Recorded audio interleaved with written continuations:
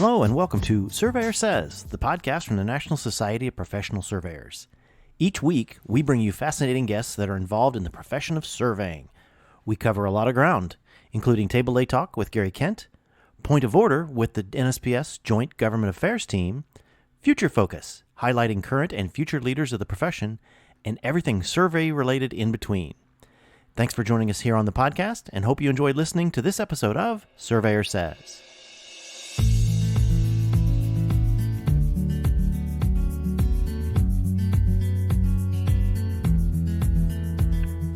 Welcome to Surveyor Says, the NSPS podcast series. I'm your host today, Kurt Sumner, wishing Tim Birch the best.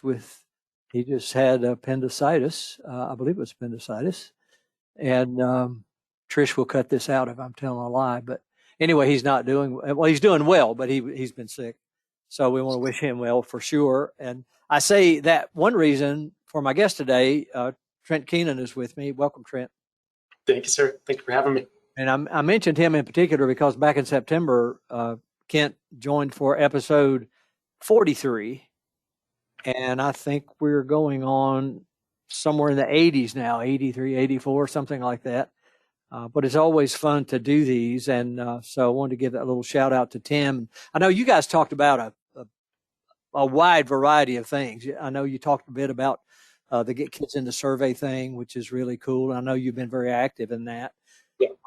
And I really enjoyed the part of that particular episode where you talked about visiting high schools and being involved in the vocational programs and the whole Mentoring Mondays thing. And that, that I think that's really great because we need more people doing that, working directly with young people, whether they're students or young in the profession or whatever the case. And then I loved your advice. Learn a lot and take your time. I thought those were two great things to talk about. And in particular, the take your time part, because I think sometimes when people get into anything, it's almost like, okay, I want instant gratification. I've spent my 45 minutes learning everything there is to know. So turn me loose and let me go.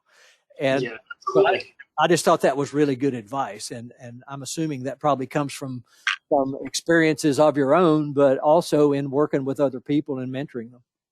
Yeah, it's definitely, it's coming from, this up and coming generation where everything is definitely, kind of accelerated, right? They want to be able to come out of college and really turn into a project manager within a few years. And I know I had recently listened to, just driving down the road and listened to kind of a countdown, and it was on a country music radio station, and she talked about finally getting to number one on the radio. And it took her 10 years to get through Nashville. And she was always told when she comes to Nashville, it's going to take you at least 10 years before you're going to get on the radio. And so I love that, kind of love that analogy of it's going to take you some time, right? No matter what you're doing and no matter what profession you're in, you can't learn everything within the first few months or the first few years. And so I just thought, whether, like I say, whether you're a country music star or you're a doctor or a dentist or you're a surveyor, it's going to take time to learn everything. And so it's a fun analogy to kind of put all that together and just realize that things don't happen overnight, right? I mean, I've been in business. I started my business June 1st, 2008, the bottom of the economy, and we're now, 28 employees, and it's 13 years in business, and that didn't happen overnight. And so you just have to put all these things in perspective that stories and building things up take time. So. Yeah, that's so true. And I don't know, when you were talking about that, it brought to mind the concept that you have to mix the old with the new. Yeah. You can't all be new. You can't dwell on the old necessarily, but people really need to understand how we got here and all that happened to get us here. And when we're using the new, sometimes if you don't have good mentors, then oftentimes you don't have the opportunity to understand the mix between the old and the new and why it's important to understand the old, even if you come up with a different answer or something. Yeah, absolutely. That's one of the things that I love about this profession, right? I mean, we just honored Steve Parrish last week here in Nevada at our association, and he's lived in Nevada for 36 years and a true icon for the entire profession. And he's slowly kind of backing off on his presentations. He's done 400 presentations in 27 states, and it's to have guys like that be able to teach and mentor us, and including myself, and even ones underneath me, it's to have the old guard are still around and teaching is what we need for this profession. And so there's so many moving parts into this profession that it's hard to keep track of it all. So. Well, I would agree. Steve is a stellar person. I've known him. I don't even know how many years we've known each other, but it's been a really long time. And he's just been a great person and a great friend all through that. He and his wife were nice enough to put me up at their place one time when I was down near where they lived at a conference. And we've been good friends forever. And of course, he's done a fabulous job in the CFEDS program.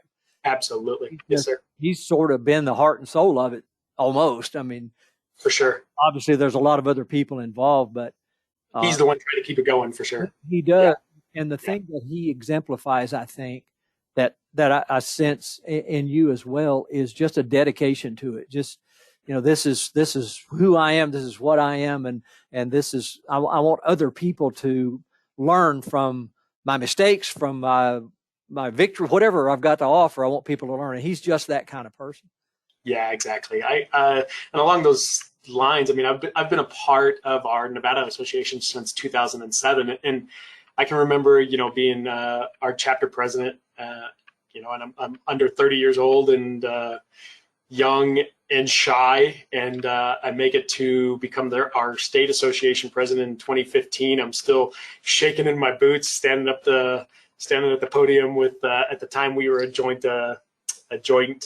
conference with California, and I had Jay Seymour, who was my cohort for California's state president, and to be up next to Jay, who's this very bold personality, to me, kind of standing behind him as this shy little kid. So it was it's tough, but and then just kind of finally coming out of my shell, I guess, to some degree, and finding something. I've always been passionate about getting into the schools and getting into the high schools and different vocational schools like you talked about earlier. And I've always had that passion, but to kind of take it to where I've taken it with Mentoring Mondays and all these different things on a national level, it really just took coming out of my shell and showing people that if you have a passion for something, it's going to come out, right? I mean, if you're going to be a presenter, be passionate of whatever, right? Present on something that you're passionate about, because it's going to come through and you're not going to be so nervous. And that's where I've been able to go through with creating the platform for Mentoring Mondays or anything that I do on the mentoring side and the outreach side is just, that's my passion, and I don't feel nervous when I talk about it. And so it's worked out very well. And so it's helped me get really active and involved across the board. So yeah, that exposure thing. Everybody who knows me knows I was a preacher's kid, and so early in my life I was thrown in front of people. So once I got to doing other things, that just kind of was normal for me. But I know it isn't for everybody, because not everybody's exposed to those kind of things. And yeah, you were talking about the school kids, and I know you're doing a lot with them, and we really appreciate in your spare time. You just recently worked with Jerry Juarez and other folks there at the school counselors event, and by all reports, that seemed to go very well. It did, yeah. Really good feedback. So there was over 3,000 attendees, all school counselors. So it's the American School Counselors Association Conference. It was held here in Las Vegas last Sunday. I think it was like the 11th through the 13th or something like that of July. And so we had Trish had sent us, tons of material on behalf of NSPS, and then I had brought my sandbox that I had built for our Las Vegas chapter. And so by having that sandbox, that colorful hands-on experience, no different whether it was a school counselor or when we take it to the schools, it is so hands-on that it just draws them in, and it draws the counselors in. And from there, we can kind of go into our pitch about, why we're there, and we're on behalf of, we're exhibiting on behalf of NSPS, our national level association, Surveyors Association. And then we'll go into, are you a elementary counselor? Are you a middle school counselor? Are you a high school counselor? And then we would have different materials that we would hand out to them. But the feedback was fantastic. Lots of great contacts. I did do all of my follow-up emails. I know Jerry's been working on his. And so we had Paul Byrne, who's a longtime NSPS director out of Nevada, Nancy, who is our current representative from NSPS, and then myself, and then of course Jerry, being Trickstar chair and big on the outreach. So just very well perceived, and I'm glad we were able to get out in front of them. I know NSPS missed it last year, but I think it was 2019. It was in Boston, and very well received as well there. So those are important to, the biggest thing that, how can a high school counselor promote our profession if they don't know anything about it, right? And so that's why it's very important to get into those conferences and talk to them. So. Yeah, it seems that dedication thing is pretty strong in Nevada, actually. Jerry's been very involved for a long time in our Trickstar program, and he's very dedicated to that cause. And then that personality you were talking about when we were in Boston, man, he had them eating out of his hands. The rest of us were folding posters, basically. But he did a fantastic job up there, and I know you guys did well. Nancy does a great job too. But that dedication is important in whatever we're going to do. I agree with that. And this school counselors thing seems as though it's working out pretty well. At least we're getting an opportunity to talk to people, and the follow-up's always the hard part, right? You get a chance to talk to people, and hopefully they'll give you an opportunity to follow up with them. Sometimes you meet people at a conference and they're like, oh yeah, this is great, but then you lose track. So you really have to be diligent to try to get contact information from those folks. Absolutely. Yeah. It was, it was definitely, when I was doing my notes, I would write down their emails, and then, what are they looking for? And, then I'd come back. So when I was doing my follow-up emails, I could send them the right information. Right. And so that one really, really good contact we got out of there with was the professor out of LSU, Jennifer Curry, who really wants to do a study on the Trickstar exam in that process. And so that was a great one to try to get some national science funding, grant research money to kind of do a study on Trickstar. So that was a fantastic contact, even coming out of that. Yeah, no doubt. And I'm sure that we're going to depend on you and Jerry to help us with that contact in particular, because you guys were the ones who spoke to her the most. So of course. Yep. That was really good. But I was going to ask you that now that you've gone through, well, actually you were maybe going through it a little bit at the time, but in your spare time, you've been whipping COVID, right?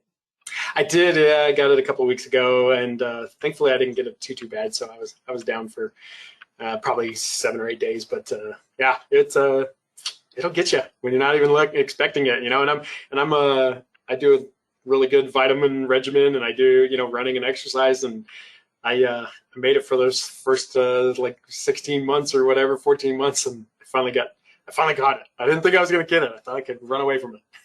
Did you tell me that had you done the vaccination or not? I did not, but my parents were both vaccinated, and they ended up getting it. So, yeah. That's how it. That's how it all, When you told me that, it scared me, actually. I know. I got it. I think my wife and I got it back. Didn't get COVID, but we got the shots back in April, I guess. Yeah. And we've not had any real symptoms, but I do have to say, I felt kind of off ever since then.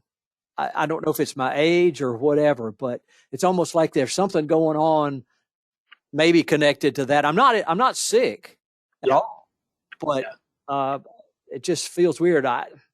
Maybe it's just getting older. Who knows? But anyway, I can blame it on that, right? That's right. Absolutely. Yeah, we had looked at jumping in line to get the vaccination, and our quote unquote our age group wasn't open, and we just kind of drove back and forth to the office, and we didn't need to kind of jump in line and be one of the essential workers to get it, right? So we were just waiting our turn, and it just kind of sat back for a while, and then things got busy again as things opened up, and never made it back to get there. But yeah, it's pretty wild for sure. Yeah, and speaking of COVID, one of the things you and I may have talked about this before, but one of the things that's been not astonishing but very interesting is the fact that COVID almost made it more work for surveyors. It seemed. I'm not sure. Maybe I don't even know the reasons why that happened, but I haven't talked to anybody who hasn't been busy. I know that it's unbelievable. We've been busy, and maybe a step above busy, but thankfully not crazy busy. So nice and steady, which is what I just kind of controlled business growth anyway, which is what I enjoy. And so we're definitely happy. We're definitely happy with where we're at, and being able to take care of our employees. Just being able to kind of raise your rates and take care of our DBLS family. So yeah, it's been good. Yeah, whenever I talk to people about being on the podcast, people are sometimes very reluctant to do it. And I always say, it isn't hard at all. All we want to do is talk about you. We want to talk about what you're doing and, how things are going with you. Anybody should be able to talk about themselves, right? But it is interesting to see people's different perspectives. I guess that for me, looking at the things that you've been involved in and where you are in the profession and all that, what are your aspirations going ahead? You have your list of ambitions laid out there and targets and that kind of thing, or what's in your mind? Yeah, no, eventually. So in October, I'll be sworn in as a WestFed, our Western Federation of Surveyors in the WestFed board. I'll be Secretary Treasurer on the WestFed board. So that'll take a few years to get through that. But no, ultimately, if you were to, I've always anticipated kind of going through every chair along the way. I've gone through all the chapter chairs. I've gone through all the state chairs. I'm still even back on the chapter chairs and lots of committees on the state level. So I'll always continue to continue my path, whether that, I'll go through the WestFed boards, and that'll get me through hopefully to some committees on, possibly on NSPS, and go through the leadership eventually, I think, at NSPS. And so I will continue being dedicated to the profession, that is for sure. And so I'm just recently celebrated 25 years in the profession. I'm coming up this October, will be finished my 26th, but started in this profession when I was 19 years old, and this is all I know, and this is all I'll ever do, and it's been great. It's been a great profession for me. I can relate. My first job in surveying was the day after I graduated high school. Yeah, there you go. Yeah, I went to AutoCAD school down in Phoenix after I graduated high school. It was a 1-year associate's degree in AutoCAD, and I went to school from 8 to 1, and I worked from 2 to 10. So it was that year flew by. It took me about 2.5 years to figure out if I really was going to go where I wanted to go. I need to go back to school, so I ended up doing that. And of course, I had a kid by then, so that made it even more exciting. But right. I think the only reason I bring that up, and I think we have some commonality in our perspectives, but it's just that this is one of the professions you can do anything you want to do. If you have the dedication, and you obviously need to be able to grasp the concepts for sure. And I think one of the most important things about being a surveyor is communication skills with everybody, particularly those you encounter, whether they're your clients or not, or whoever they may be.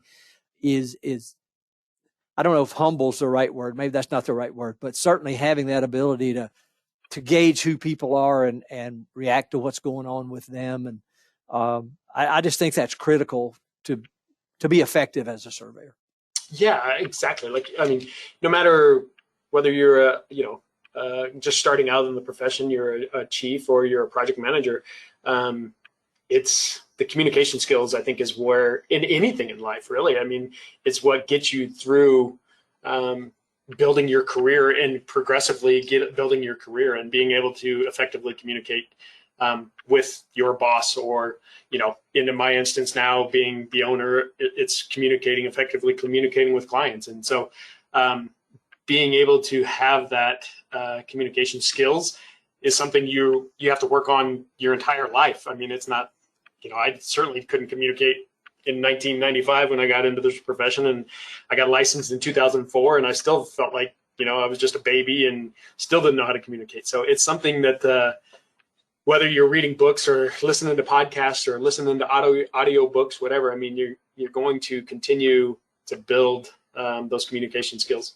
and continue to learn. So that's why, like you say, it's definitely one of the most effective things in your career that you need to work on in networking, right? I mean, being able to communicate allows you to be able to network as well. You're going to have a lot of fun with the West Fed board.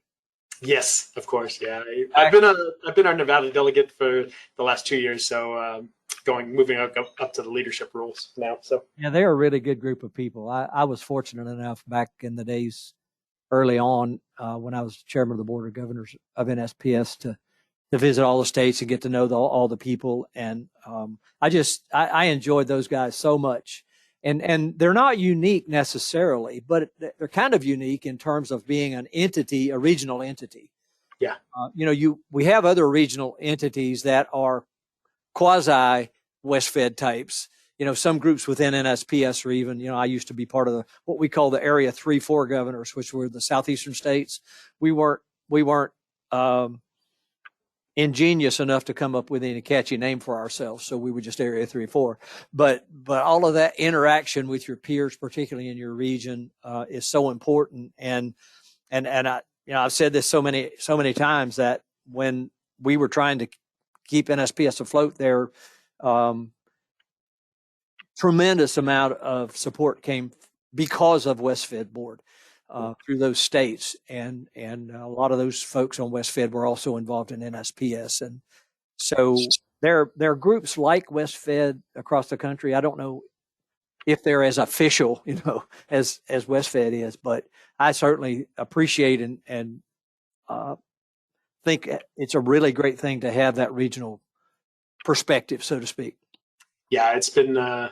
It's great, a great networking tool as well, right? To just have those different opinions and what's going on kind of the whole Western United States. And so being on that board is enjoyable and opens up, a lot of networking opportunities, like you say. And so, and along those similar lines with just kind of rolling that into like Mentoring Mondays, where we have the Monday meetings, we're bringing people in across the country, right? And so you're getting so many different national perspectives, which has been really cool on the mentoring side. So lots of different perspectives and lots of different things happening in different different surveyors are doing things different in each region, and so it's nice.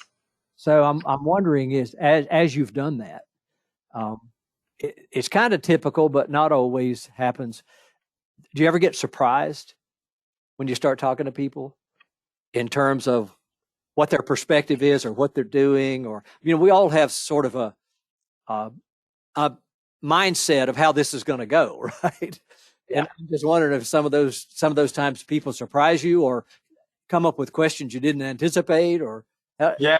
On Mentoring Mondays, I would say no, because the people that are joining in are definitely ones that are, definitely love their job, want to continue the growth of their career. And it doesn't matter whether it's the college student at, UMaine or, somebody like Steve Parrish, who joins us probably 60 or 70% of the time just to kind of provide his insight. So it's not, it's for every level, right? And so the people that are on there are definitely want to continue their growth and or give back. The ones that do surprise me are when you make some posts on the Facebook stuff, right? And it seems like the ones on the Facebook side are the ones that hate their job and hate their career and really want to bash you and that kind of stuff. So Mentoring Mondays is a great platform.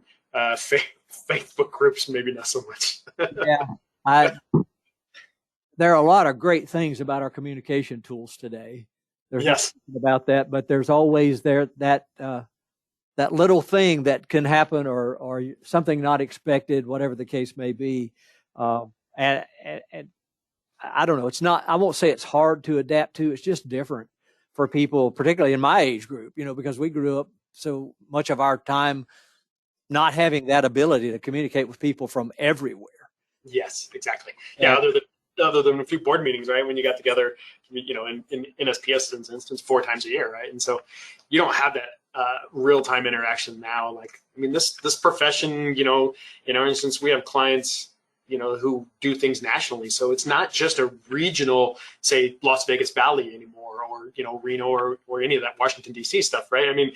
You're dealing with clients that work nationally. And so you have to be able to adapt to that kind of stuff. So it's being able to kind of grow out regionally. And working, part of that is working with other surveyors in other regions, right? I mean, we have to kind of stop looking at all of our surveyors as competitors. I mean, we need each other to get all this work done and to help continue the profession, and not have that kind of black eye on ourselves that, that's a lot of the problems is surveyors aren't answering the phones or not communicating or, can't get work done. So it's creating that network of surveyors that if you can't get the job done, give it to another friend, not a competitor, right? We're friends, not at this level. And so provide a Rolodex of friends who can kind of help that client out instead of just not answering the phone. That's the most frustrating thing right now, is either not answering the phone or just hanging up saying we're too busy. It's giving that client another phone number that can help them. So. Yeah, I hear a lot of interesting stories from my friend Paul Byrne, who's there in Vegas, and a lot of the things that he's working on. He's been on the ALTA and SPS committee for a long time, and we're still looking for people to be part of that. As we move forward, because of course Gary is sort of the guy. Gary Kent. Absolutely. But Paul's been on that committee for a really long time, and as have I and some other people, and so. That kind of communication back and forth with all of us, I think, is important, because one thing we want to do in everything we do, but in particular in that element, we want to get the best people we can get there, because and people who have a lot of experiences in doing that type of work. It's not something everybody does, so it's really important to have that. And Paul's also kept me informed a little bit about your nonstop mentality there in Vegas. What is it say? Vegas is the city that never sleeps. Exactly. Sometimes listening to some of you guys, I'm thinking the surveyors there never sleep either. Right. Yeah. No, it's definitely a busy valley for sure. And of course, with the influx of everybody wanting to move, or the mass exit kind of out of California is definitely spurring our growth as well. The massive warehouse buildings, becoming a huge distribution hub as well. And so, yeah, it's not slowing down, not at the moment anyway. Is that affecting statewide, or is it mostly around where you guys are? No, definitely.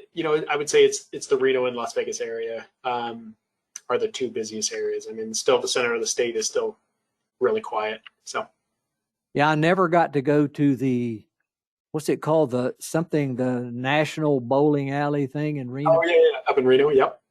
I was never a great bowler. I used to bowl when I was younger some, but I always wanted to go to that place. For some reason, I never got over there. But yeah, it's I've never been to like the stadium side. They have we rented out the kind of the party suite down below with our conference, and we would raise funds for basically Nevada's Education Foundation and California's Education Foundation.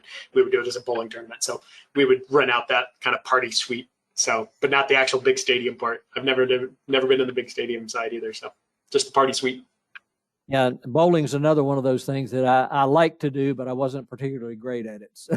Yeah, I did the same growing. So I moved away from Nebraska when I was 11. But when you're living in Nebraska, there's not a lot of things to do. So definitely, as a kid, grew up playing bowling, and then we've done a few leagues. There's a few like development leagues and stuff that we've typically do sometimes every few years. But yeah, it takes a long commitment. I mean, you get in those winter seasons in 36 weeks of every Friday or Saturday night. It's a long commitment. Oh yeah, it certainly is. So what's your best advice for those out there who are maybe struggling through, or those who are thinking about coming into the profession? From my perspective, you're younger than my kids are, so you're young. Exactly. But I'm always interested in people's perspective, and I know you're very gung ho about the profession. But if you're going to go to a school and talk to some Trigstar kids, or and maybe you do that, and probably do this already, what's your primary message about surveying? It's about how diverse your day may be as a surveyor, right? And so, jokingly, this profession's great for someone with ADHD or ADD, you know, it's because you're dealing with so many different things throughout a day. And so that's kind of the primary message that we start with, right? I mean, do you like the indoors? Do you like technology? Do you like history and law and math? And those type of things are kind of the way we lead into our pitch. And then, you know, we can kind of roll in from there and really talk about the different paths that you can take as a career. And so the best advice for, you know, people coming into the profession at this point is just, you know, soak it up, right? And soak up as much knowledge as we can get from our senior surveyors, or, you know, that kind of stuff before guys retire. And, you know, I had done that really good research project about seeing, you know, as the numbers are declining, and we don't have maybe much more than 10, and it's not just surveying, right? It's every trade, it's every profession. With the baby boomers getting ready to retire, I mean, we've really only got, say, a good another 10, 12, 13 years of great institutional knowledge that were the foundations to a lot of our profession over the last 50 years. And so it's soaking that information up as much as we can over the next 10 years. And these podcasts and mentoring Mondays and things where we can record people's almost biography, right, or life lessons along the way of things that they encountered along the profession are going to be great tools for the next 10 years, you know, to kind of look back at. So it's definitely, for somebody who just got in the profession, it's learning as much as we can and soak it in. And then for that high school student, you know, just kind of talking them through the different paths that we can offer, whether you want to go to college and you want to become a business owner, or you're not interested in that, and so you go down the CST track, right? And so you have we have the tools in place to help people gain knowledge in their profession, and, you know, go get your 4-year degree or go get your CST level 4, right? And so there's two options in this career path that can get you a long way. Or if you're not interested in that and just kind of being an employee and showing up every day and having a good time, you can do that as well. And so, right. One of the things you said there was struck me, because I don't think we emphasize enough to people who may not want to work outside all the time that there is an indoor component. Yeah. Because everybody seems to think, well, those are the guys standing out there on the street, they're out in the cold, but there's another path. Now, if you're going to be licensed, obviously you got to have some field experience, but you can still be in the profession in a very strong way on the indoor side. And we don't talk about that very much. No. And, you know, that's the perception, because the clients only interact with the field people. So that's all they know about our profession, maybe other than maybe some emails with the project manager delivering their product to them or their survey to them. But the only interaction that the everyday general public has is with the field guys. So that is an image as well that, you know, it's an image, a public image of, you know, trying to be that professional and trying to, you know, be as clean cut and communicate well, right? If you're that party chief, really communicating well with the client, because you're the only interaction they're going to have. And so, yeah, definitely, you know, like you say, with even the office side, it's, you know, grabbing the students who are going to, you know, it used to be in the way I got into this profession and really found out about it was through mechanical drafting in high school, right? We had the drafting classes. And so we're missing that avenue to be able to go back to the high schools in that drafting class. That's where I come out of. It was a college recruiter. After I'd already seen the surveyors walking out to the intersection, I mean, I've still told my story a couple of times, but watched the surveyors walk out to the intersection, and then a few weeks later had a college recruiter come in and talk about the AutoCAD, and he was in our drafting class, talk about AutoCAD and you know, saying, hey, surveyors use this, engineers use this, architects use this. And so that we're missing that opportunity to go into those specific college or high school classes to talk about something. So we'll get back there. You know, we have vocational high schools are really starting to take off, and so we're getting into specific engineering high schools and that kind of stuff where we can get back into that. But yeah, I'm missing that drafting aspect. I would imagine a lot of surveyors come out of drafting classes.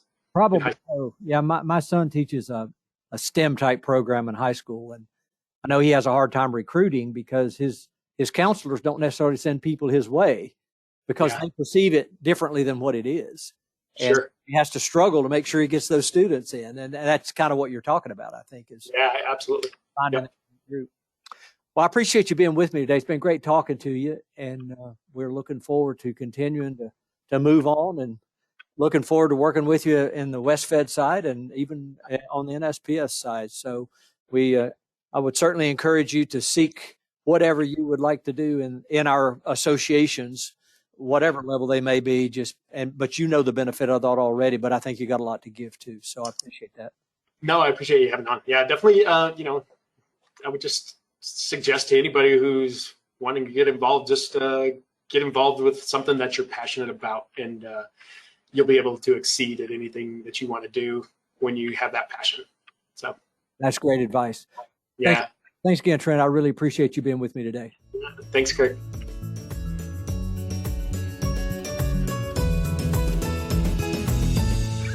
You've been listening to the Surveyor Says podcast, brought to you by the National Society of Professional Surveyors. If you have any questions about today's episode or any other topic, please email us at info@nsps.us.com, and we are here to help. Visit our website, nsps.us.com, to learn more about our association, the programs we administer and support, our sustaining members, and information about future episodes of Surveyor Says. Subscribe to the podcast on iTunes, Apple Podcasts, Google Play, iHeartRadio, Spotify, as well as our podcast host, Podbean. And remember, it's a great day to be a surveyor.